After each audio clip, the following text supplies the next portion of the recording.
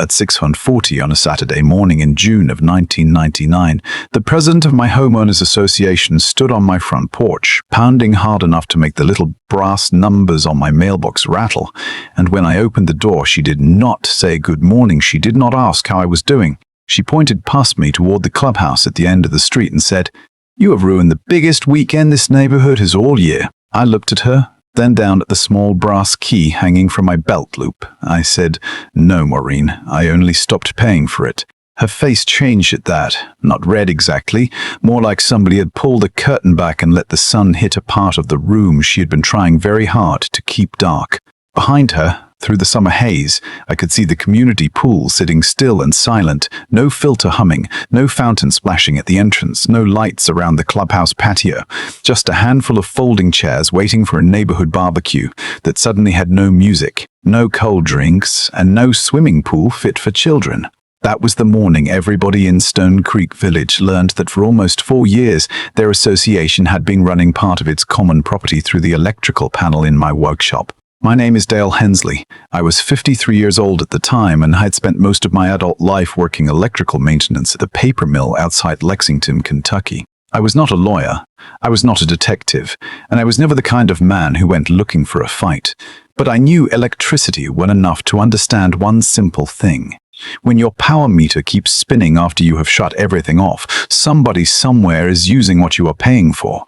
My wife, Marcia, and I bought our house in Stone Creek in the fall of 1997, a modest brick ranch at the edge of the development, with a narrow strip of common land behind our fence and a detached workshop that had belonged to the previous owner, an older fellow named Walter Grady. Walter had been a cabinet maker, and the workshop was the main reason I liked the place. It had a proper concrete floor, a pegboard wall full of old hooks, a wood stove in the corner, and a separate 100-amp panel that had been installed sometime in the late 80s. I had plans for that shop. Before we had even signed the closing papers, I was going to build shelves, repair old radios, maybe finally make the dining table Marcia had been asking me for since Ronald Reagan was still in office. Stone Creek looked like the kind of place people our age were supposed to be grateful for. Wide sidewalks, neat mailboxes, trimmed hedges, kids on bicycles in the evening, a clubhouse, a swimming pool, 2 faded tennis courts, and a homeowners association that liked to remind everybody how lucky we were to live there. The president was Maureen Keller, a woman in her late 50s with a sharp blonde bob, a gold bracelet that clicked against every table she sat at, and a way of speaking that made every suggestion sound like an order she was doing you the favor of allowing you to hear. Maureen had been president since before we moved in, and people talked about her the way people talk about weather in Kentucky, with resignation, annoyance, and the understanding that there was not much use arguing about it.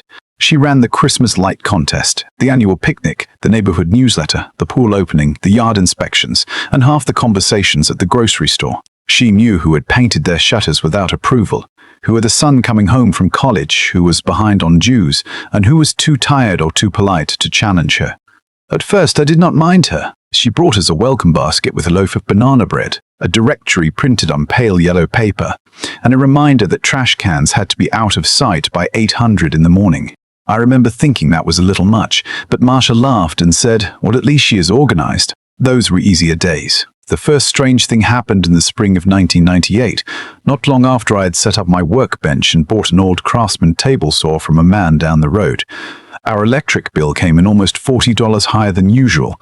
That did not sound like much to some people, but in 1998, $40 was $40, and I was the kind of man who still opened every bill at the kitchen table with a cup of coffee and a pencil. I checked the furnace, checked the water heater, checked the refrigerator in the garage, checked the little window air conditioner Marcia had used during a warm spell, and nothing explained it. Then the next month came, and it was high again. Not wildly high. Not enough to make a person call the electric company in a panic. Just high enough to make a man who had spent 30 years troubleshooting motors and circuits start to feel that little itch at the base of his neck. The kind of itch that says a number is wrong. I did what people did before everything went digital and invisible. I went outside and watched the meter. Our meter was one of those old glass-face jobs with a shiny aluminum disc that spun behind the window. I shut off the lights in the house, unplugged the freezer in the garage, turned off the workshop radio, killed the furnace fan, and walked back outside. That disc was still moving. Slow, steady, stubborn as a mule. I stood there with my hands on my hips for a good 5 minutes, listening to the cicadas and watching my meter turn for somebody. I did not accuse anyone. Not then. I told myself there had to be something simple. Maybe the old shop panel had a bad line. Maybe Walter had left a buried circuit feeding an old landscape light. Maybe the utility company had made a reading mistake. But after years around electrical systems, I had learned that the worst thing you can do is fall in love with the first explanation that makes you comfortable. When I started keeping notes, every evening for 2 weeks, I wrote down the meter reading in a small spiral notebook, the same kind I used to carry in my shirt pocket at the mill. I noted when I used the saw, when I ran the shop heater, when Marsha used the dryer, when we had company, when we went away for the weekend. Then I did something that made Marsha roll her eyes and say, "Dale, please do not turn this into one of your investigations." I shut off every breaker in the main house panel except the one that fed the workshop. Then I sat in the workshop with a flashlight and waited. At 11:17 that night, I heard a sound from the far wall. A faint hum I had never noticed before, almost like a refrigerator starting up in another room. Then the needle on the little clump meter I had hooked to the service line climbed. Not a lot, but enough. Somebody was drawing power through that panel. The next morning I opened the old plywood cabinet behind the workbench, the one Walter had used for scrap lumber, and found a metal conduit disappearing through the back wall. I had seen it before, but I assumed it fed an old floodlight or maybe a receptacle outside. This time I followed it behind the shed, through a patch of overgrown honeysuckle, and toward the narrow utility strip behind our property. The conduit went underground just before the fence. I could have dug it up right then. I could have cut the line. I could have marched straight to Maureen Keller's house and asked her why there was a cable leaving my workshop and heading toward the association property. But that was not how I had survived 3 decades of working around machinery, and it was not how I had survived marriage, layoffs, union disputes, or a father who believed every argument could be solved by getting louder. I knew better than to grab a live wire before I understood where it went. So I waited. I watched. I kept writing things down. Over the next month, a pattern began to show itself. The extra electrical draw was strongest early in the morning and late in the evening, especially on Tuesdays, Thursdays, and Saturdays. Those happened to be the same days the pool filter ran longer, the clubhouse patio lights came on, and the entrance fountain at Stone Creek started spraying water into the air like the place was some kind of country club instead of a subdivision built on former soybean fields. I sat in my truck one evening with the windows down and watched the pool house from the far end of the parking lot. Right around 7:30, the patio lights clicked on, the pool pump started humming, and somewhere behind my workshop wall, the line in my panel woke up and began pulling current. I drove home slowly that night, parked in my driveway, and stood looking at my garage like it had betrayed me. That workshop was mine. I had built shelves in there. I had repaired my daughter's dining room chairs in there. I had spent long evenings in there after my father died, sanding old oak until my hands were too tired to think about anything else. It was the one space in that house that felt entirely under my control, and somebody had turned it into a power station for the neighborhood without ever asking me. I called an electrician named Ruben Alvarez, a man I'd known from the mill years before. Ruben had his own small company by then, drove a white Ford van with a ladder rack and a dashboard full of fast food receipts, and had the kind of calm face you want to see when something expensive starts smoking. I told him I needed him to inspect a possible unauthorized connection. He arrived on a Wednesday afternoon, looked at the conduit, looked at my panel, then looked at me and said, "Dale, I hope you have a good lawyer because this is not just somebody borrowing a little power." He opened the panel, tested the load, and confirmed that a feeder cable had been tapped into my workshop service and routed underground toward the association's pool equipment shed.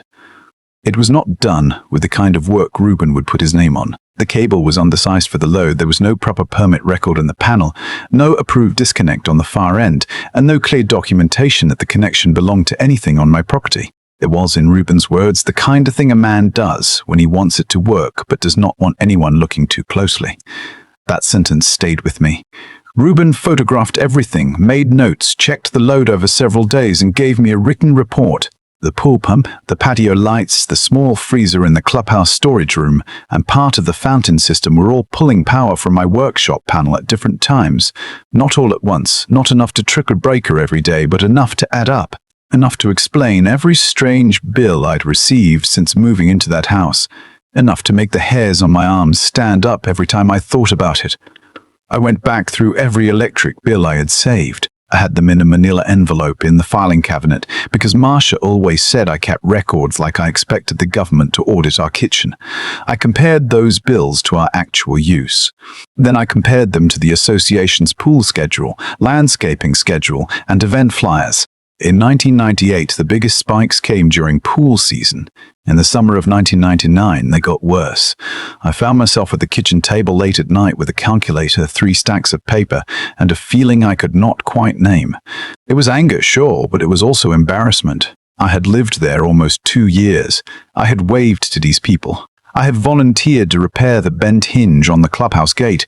I had helped Maureen carry folding tables before the Memorial Day picnic. And all that time, somebody had been reaching through the back wall of my workshop and helping themselves to my electricity. Marcia sat across from me one night, quiet for a long time. Then she said, "Do you think they thought you would not notice?" I looked down at the papers and said, "I think they thought I would notice and decide it was not worth making trouble over." That was the moment the whole thing changed for me. It was not really about the money, not at first. We were not rich, but we were getting by. The problem was the assumption behind it, the idea that a quiet man with a workshop at the edge of the neighborhood could be used as an extension cord for the community because he would rather keep the peace than make people uncomfortable. I called an attorney named Susan Talbot, a sharp woman in downtown Lexington who had handled a small property matter for my brother-in-law a few years earlier. I brought her the electric bills, Ruben's report, the photographs, the notes, the meter readings, and a copy of every HOA newsletter that mentioned pool hours or community events. She looked through it all without saying much, then leaned back in her chair and asked, "Have you disconnected the line?" I told her no. She nodded and said, "Good. Do not touch it yet." I asked why not. I expected her to tell me I needed to preserve evidence, which was true, but she said something else first. She said, "Because right now they believe this arrangement is safe for them. Every day they continue using your power after you have documented it is another day they are choosing to keep doing it." That was the first time I understood that patience could be a weapon. Susan told me to do 3 things. Keep the line active for a short time. Keep recording the load, and do not discuss the matter with Maureen Keller or anyone on the board until she had sent notice. So I did exactly that. I went home, sat at my workbench, and listened to the faint current hum through a wire that should never have been there. Part 2. Body. Susan sent certified letters to every member of the Stone Creek board. 5 letters, 5 names, 5 green return receipt cards waiting to come back. The letter laid out the facts in plain language that an unauthorized electrical connection had been found attached to my private service panel, that it appeared to be feeding common association equipment, that the installation was unsafe and improperly documented, and that we expected a meeting within 10 business days to discuss removal, reimbursement, repair costs, and legal responsibility. We did not threaten anybody in that first letter. We did not call anyone thieves. We did not accuse Maureen by name. We gave them a clean chance to do the right thing. 4 days later, every green card came back signed. Maureen signed for hers personally. Then nothing happened. 10 business days came and went. No call, no apology, no meeting request, no note slipped into my mailbox. Just silence. Susan called me the morning after the deadline passed and said, "Mr. Hensley, you have been more patient than most people would have been. It is time to secure your property." Ruben came out that afternoon with the proper materials, shut down the workshop panel safely, disconnected the feeder from my side, capped it, documented the work, and installed a lockable weatherproof enclosure around the service disconnect. The lock was mine. The panel was mine. The electricity was mine. When Ruben handed me the key, he said, "This is not revenge. This is what a proper boundary looks like." I put the key on my belt loop and did not think much about it until early Saturday morning when Maureen Keller showed up on my porch with her hair still in rollers and her face tight with panic. The annual Stone Creek Summer Festival was supposed to start at noon that day. There were tables rented, hot dog buns stacked in the clubhouse kitchen, a local bluegrass trio booked to play on the patio, and children who had been promised the pool would stay open late, but the pool filter had stopped. The fountain at the entrance had gone dry, the patio lights had gone dark, and the freezer in the clubhouse had warmed up enough that somebody was running around looking for coolers. Maureen did not ask whether there had been a misunderstanding. She did not ask whether something was wrong with the wiring. She knew exactly what had happened. She said, "You cannot to shut down the community's facilities because you were upset about a bill." I said, "I did not shut down the community's facilities. I disconnected my property from an illegal line." She took one step closer and lowered her voice. "Dale, there are families depending on this event. Children are going to be disappointed." I remember looking past her shoulder at the silent clubhouse and thinking how quickly people start using children when they run out of facts. I said, "Then you should have thought about that before somebody decided my workshop was your utility company." She put her hands on her hips and said, "Walter Grady allowed that connection. Everybody knows that." I said, "Walter Grady sold me this house in 1997, Maureen. He did not sell you a right to use my electric panel until the end of time." Her eyes narrowed. "You were making a very ugly situation out of something that was done for the good of the neighborhood." That sentence was important because it was the first honest thing she had said. Not the whole truth, but close enough. It had been done for the good of the neighborhood, at least in Maureen's mind, and in her mind that was supposed to make it less wrong that she had done it without permission. I told her Susan Talbot's office number was written down in the letter she had signed for. Then I wished her a good morning and closed the door. That was the first time in my adult life I had shut a door in someone's face, and I will admit there was a part of me that felt a little guilty about it for maybe 10 minutes. Then the phone started ringing. First it was Dennis Harper, the HOA treasurer, who sounded less angry than frightened.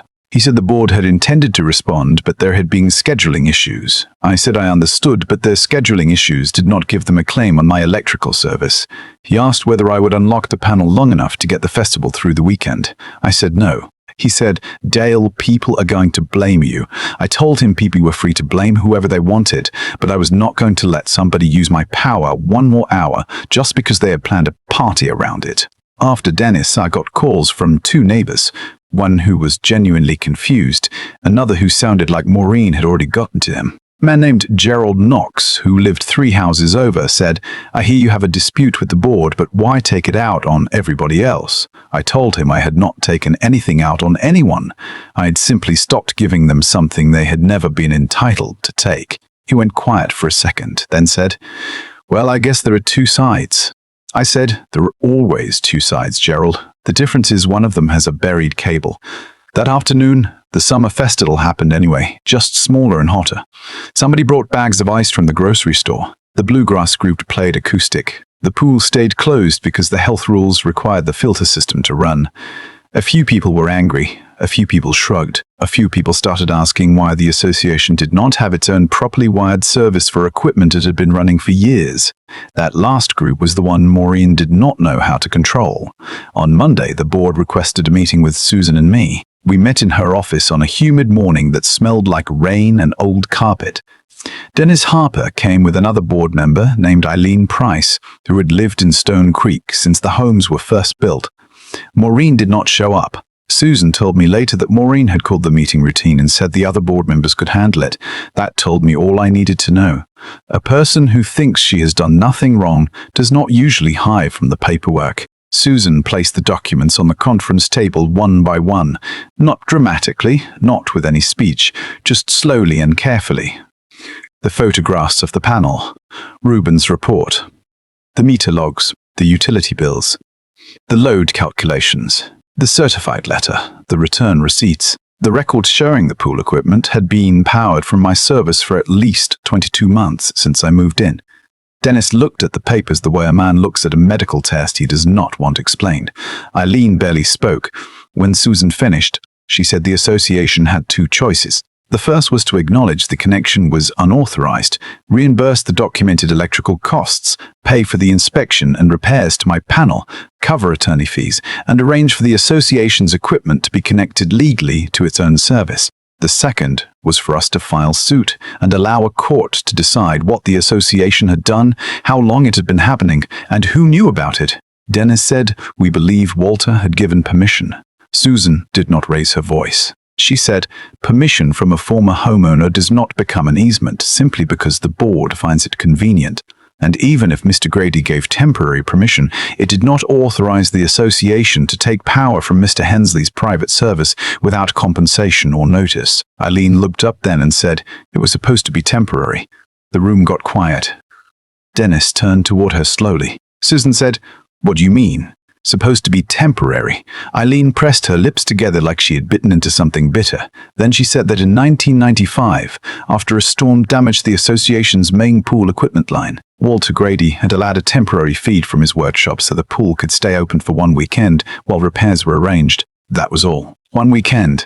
According to Eileen, the board had discussed the cost of replacing the damaged service, somewhere around $14,000, and Maureen had said it was unnecessary to burden homeowners with a special assessment when Walter was willing to help. The trouble was, Walter had not agreed to keep helping forever. The temporary connection stayed in place. Then it got buried. Then the repair estimate disappeared into the general maintenance folder. By the time I bought the house, the emergency had become routine, and the routine had become secret. Dennis stared at Eileen and said, "Why was I never told any of this?" She looked at him and said, "Because Maureen kept saying she would handle it." That was the first crack in the wall. The board offered to reimburse a portion of my documented bills and said they would install a proper meter going forward so the association could pay for any future electricity it used. I told Susan I was not interested. I did not want to become the neighborhood power company. I did not want to check every month. I did not want board members near my workshop. And I did not want the same people who had hidden a line in my yard deciding what was fair. I wanted the connection gone, the damage paid, and the whole thing finished. Susan gave them 5 business days to respond. They called on the 3rd day. Their attorney said the board was willing to settle the costs related to my ownership period, but they still insisted that the original connection had been based on Walter Grady's consent and that the association had acted in good faith. Susan told them good faith was a difficult argument to make when a person had run a hidden cable through someone else's property without a permit, without a written agreement, and without telling the new owner. Then something happened that changed the whole matter. Eileen Price called Susan privately. She had gone through old records in her garage, a box of association papers she had kept after serving as secretary years before. In that box was a handwritten note from 1995, signed by Maureen Keller, saying the temporary power arrangement would remain only until the main service repair could be approved. There was also a copy of a meeting agenda showing the repair vote had been postponed twice, then quietly removed. Eileen told Susan she had kept those papers because something about the whole thing had bothered her from the beginning. She had not spoken up because she was tired, because Maureen was forceful, because everybody else seemed willing to let it go, and because sometimes doing nothing feels easier than admitting you should have done something years ago. I understood that more than I wanted to. Most bad arrangements do not survive because everyone involved is evil. They survive because a few people benefit, a few people are afraid, and everyone else tells themselves it is probably not worth the trouble. But it becomes worth the trouble eventually. It always does. Susan sent the association attorney a new letter. This one was shorter. It said we had received information indicating the connection was never permanently authorized by the board, that it was meant to be temporary in 1995, and that it had continued long after Walter Grady's original permission had expired. We expanded our demand to include the full period during which the association had used the line, the cost of panel repairs, the increased electrical usage, the inspection fees, and attorney fees. We gave them 10 business days before filing. They called back within 48 hours. Part 3. Ending the settlement meeting took place on a grey Thursday afternoon in late July, just before a storm rolled over the Blue Hills east of town. Maureen Keller came to that meeting. She arrived 10 minutes late, wearing a navy suit and the same gold bracelet she had worn every time I had seen her at a board event. But she did not look like the woman who had stood on my porch and told me I had ruined the neighborhood. She looked tired. Smaller somehow. There were 3 board members there, their attorney Susan, Reuben, and me.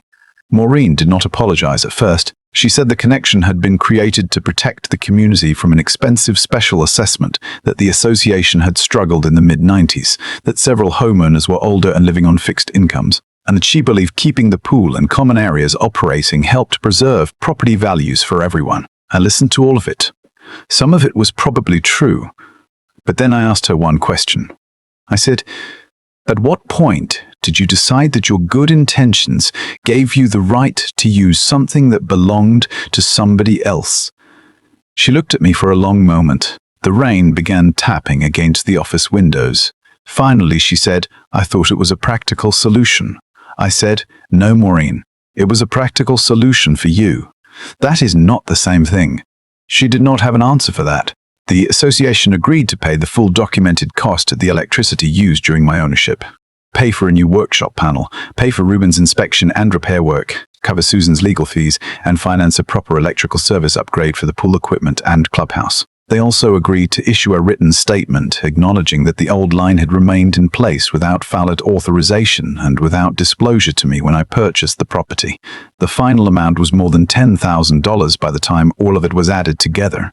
It was not enough money to change my life, and that was never the point. The point was that the bill finally went to the people who had made the decision. A week later, Ruben and another electrician came out to remove the buried cable from both ends. The association had to hire a small trenching crew to open the service strip behind my fence. I stood in my backyard with a glass of iced tea while they dug through the dirt and pulled that old cable out of the ground. It came up muddy and stiff, twisted like a dead snake, and I remember feeling something inside me loosen when I saw it coiled onto the back of their truck. For nearly 4 years, that line had been carrying more than electricity. It had been carrying somebody else's assumption that I would not notice, would not ask questions, would not make them uncomfortable. By the end of August, the association had a new service panel at the pool house, a legal feeder line, proper permits, proper disconnects, and an electric meter that belonged to them. The first evening, the new system was turned on. I stood at the end of my driveway and watched the patio lights flicker to life across the common green. The fountain started up. The pool pump began its low, steady hum. Everything worked exactly as it had before, only this time it was running on the meter. It should have been running on all along. Maureen Keller did not run for another term as president. The announcement in the newsletter was polite and vague. It said she wanted to spend more time with family and pursue personal projects. Nobody wrote that she had allowed a temporary emergency line to become a secret 4-year arrangement. Nobody printed the numbers. Nobody used the word theft. But people knew enough. In a neighborhood, news moves faster than any newsletter ever could. Some people thanked me. Some people avoided me. A few people said I'd gone too far, that I should have handled it quietly, that forcing the association to pay for new electrical work had raised dues for everyone. Maybe they were right about that part. The dues did go up. A few older homeowners were upset, and I understood why. Nobody enjoys opening a letter and finding out the board's mistake is going to cost them money. But I also knew something else. The people who had paid those higher dues were not paying for my decision. They were paying for the decision that had been made years earlier when somebody chose a hidden wire over an honest vote. My workshop became quieter after that. The new panel was clean, labeled properly, and locked behind a steel cover. My bills went back to normal. The meter slowed down, and every now and then when I walked past the back wall where that old conduit had disappeared, I would stop and put my hand against the siding just to remind myself that peace is not the same thing as silence.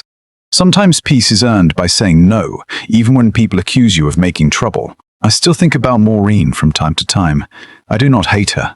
I think she started with an emergency, then convinced herself that the emergency excused the shortcut, and after enough time passed she could not admit that she had crossed a line. That is how people get trapped in their own decisions. They do one small thing because it seems easier, then another, and eventually they are defending something they would have been ashamed to do in the beginning. But I also think about the neighbors who said I should have let it go for the sake of community. I wonder what community means when one person is expected to carry a cost that everyone else quietly enjoys. Is it still community if the benefit only works because nobody asks permission? That is the question I still have, and I would honestly like to know where you stand. If your HOA had secretly used your electricity for years, would you have shut it off the minute you found out, or would you have given them another chance to explain? And once you learned the board had kept the truth from the entire neighborhood, would you have settled quietly? Or would you have demanded that everybody know exactly what happened? Tell me in the comments, because people can argue about dues, pool lights, and neighborhood politics all day long. But at the end of it, I believe one thing pretty strongly. A community only works when the people in it respect the line between what belongs to all of us and what belongs to you.